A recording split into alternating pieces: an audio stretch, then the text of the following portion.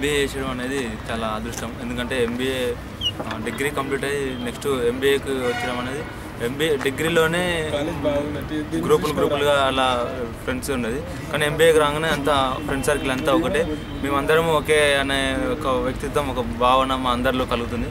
అలాగే ఎంబీఏ చేయడం వల్ల చాలా యూజ్, చాలా మన మన mind improve, plus friend circle అనేది, ఫ్రెండ్స్ ఎలా ఉంటాము.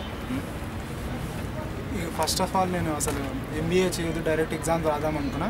కానీ మన కాలేజ్ కేబీఆర్ కాలేజ్ గురించి తెలిసింది అని కాలేజ్కి వెళ్ళడం జరిగింది. చాలా కాలేజ్ కాలేజ్ బాగా అనిపించింది, అందుకే రెగ్యులర్గా కాలేజ్కి రావడం జరుగుతుంది.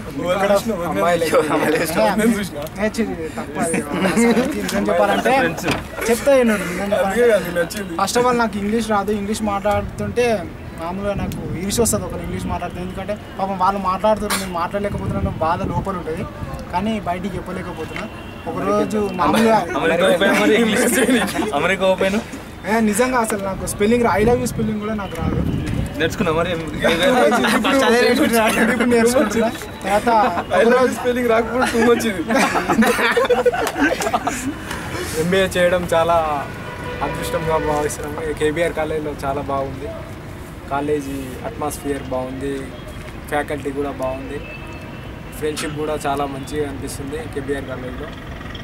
ఎంబీఏ చేయడం ద్వారా ఎన్నో అడ్వాంటేజెస్ ఉన్నాయని, ఇంకా అలాగే ఎన్నో